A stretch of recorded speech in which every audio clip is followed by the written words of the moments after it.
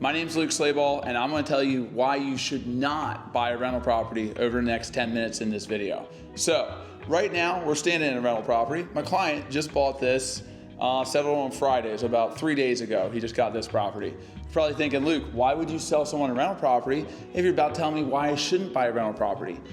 Here's the problem. Most people, I get calls every day, about typically 2 a day, of someone that's younger, or maybe they're just inexperienced. They don't own a house and they want to buy a rental property. I tell them every single time, absolutely not.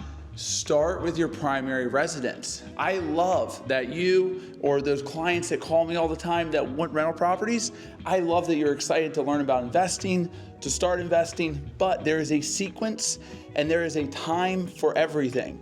And what needs to happen is a certain amount of cash saved up, okay, before you get an investment property. And you really need to get a primary residence because there's so many advantages to buying a primary residence first. My first property, I used my VA loan on. I put almost no money down, built an incredible home. That home took about 7 months to build, lived there for about 4 months, sold it. I made about $47,000 on that sale. Now, I also regret selling that because it's worth substantially more now, but I wanted to buy more rental properties. But as soon as I moved into that house, that primary residence that I bought, a month and a half later, I think it's actually less than that, but a month and a half later, went and bought my first rental property. With that rental property, I was able to put almost 25% down. So I qualified for a traditional loan, didn't have to take crazy interest rate, got good terms, and I had the cash to do it. I'd been saving for a few years. I'd been investing, playing with the stock market a little bit, love stock market, but that property I was able to buy within a month of getting my primary. Then a month after that, I got another property. I needed another 20-some% down, which I had saved up. But the mistake that most people make, and this is why I'm saying you shouldn't buy a rental property, is because they don't have cash saved up. They don't have a job where they're producing a lot of income to where they can take care of expenses and things. My first rental property I got, I want to say within 6 months, the AC blew on it. I had a home warranty. They were not helpful, brought them out numerous times. They wouldn't fix it. I believe I ended up having to spend like $8,000 on getting a new HVAC system. So there goes all my profit for the next, I don't know, years. Do the math. I was probably making, I think, $250 in cash flow per month on that property. So literally years of profit gone.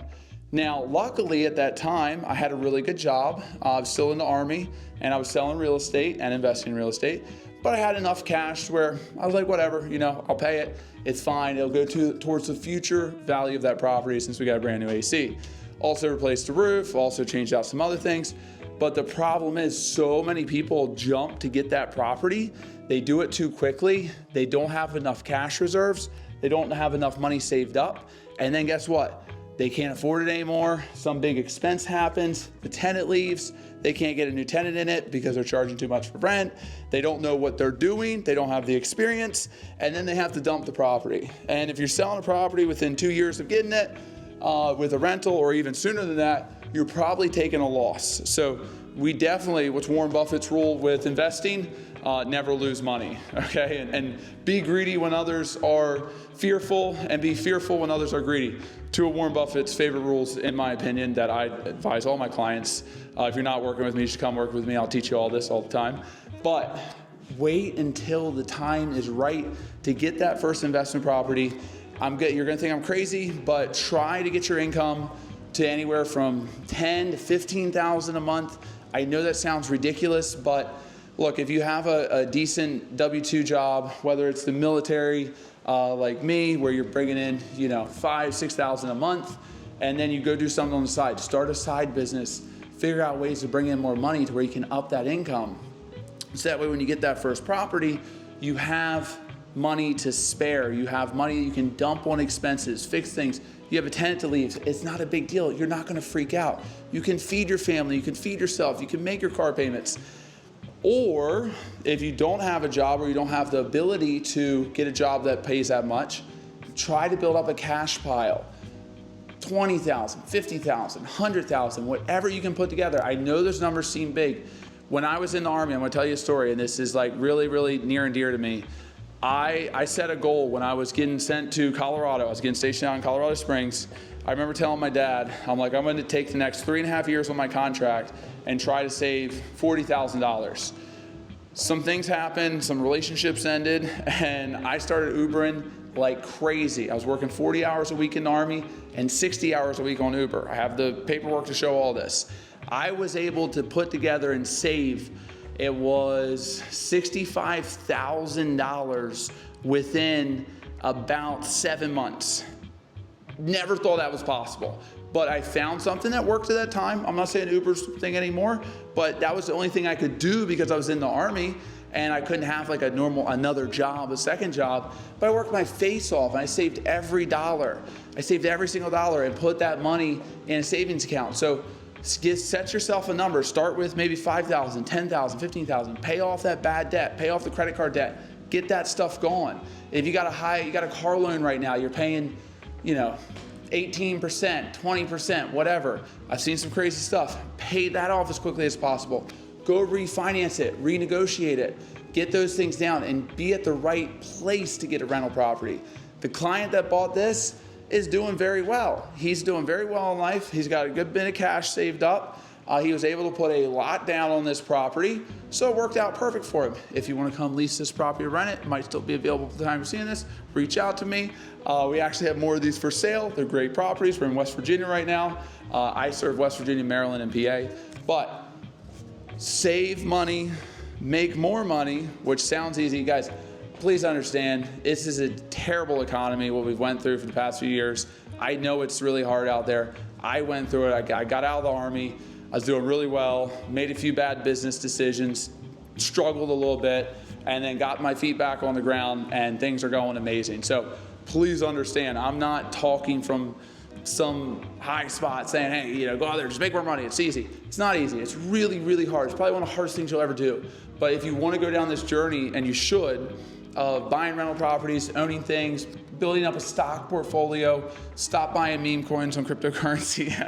But if you want to make smart investments, you need money. Stop trying to chase these crazy returns. Stop trying to get rich quick.